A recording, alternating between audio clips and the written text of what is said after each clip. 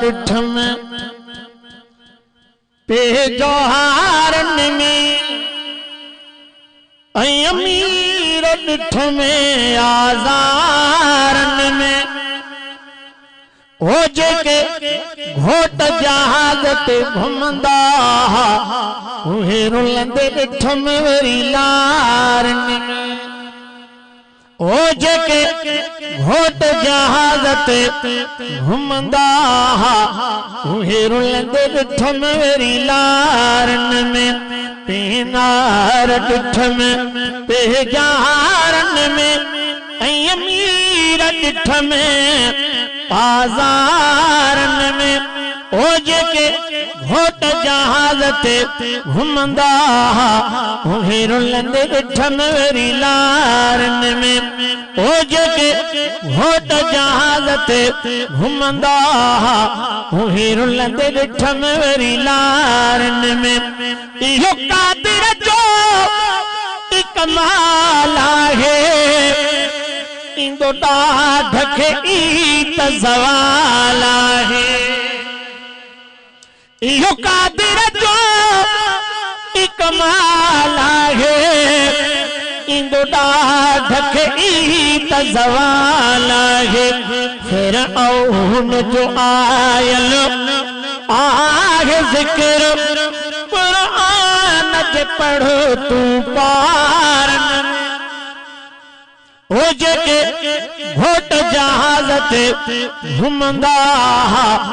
उहे रुलंदे डिठ में वरी लारन में हो जेके जवान जहाज ते घुमंदा उहे रुलंदे डिठ में वरी लारन में पीनार डिठ में पे जहारन में अमीर डिठ में आज़ारन में ओ जेके घोट जहाज ते घुमंदा उहे रुलंदे डिठ में वरी लारन में ओ जेके जवान जहाज ते घुमंदा उहे रुलंदे डिठ में वरी लारन में सरदार मके में खोड़ हुया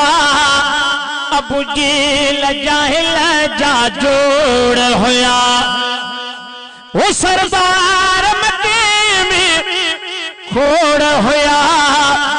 अबू जेल जाहिल जा जोड़ होया पर मुझे मोहम्मद मुरसल खे सरदार कई सरदार में सुना सुभान अल्लाह पर मुझे मोहम्मद मुरसल खे सरदार कई सरदारन में ओ जेके घोट जहाज ते घुमंदा उहे रुलंदे डिठ में वरी लारन में ओ जेके जवान जहाज ते घुमंदा उहे रुलंदे डिठ में वरी लारन में दरिया सुकाए सुकी पवंदा जे मुराद उथारे उठी पवंदा वो दरिया सुकाए सुकी पवंदा जे मुराद उथारे उठी पवंदा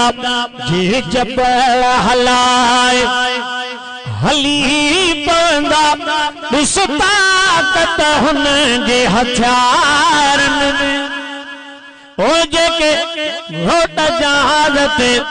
घुमंदा उहे रुलंदे डिठ में वरी लारन में ओ जेके घोट जहाज ते घुमंदा उहे रुलंदे डिठ में वरी लारन में पीनार डिठ में पे जहारन में अमीर डिठ में आज़ारन में ओ जेके जवान जहाज ते घुमंदा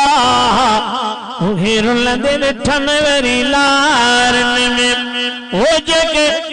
जन जहाज ते घुमंदा उहे रुलंदे ॾिठन वेरी लारन में हिया आग दुनिया थी वेंदी फना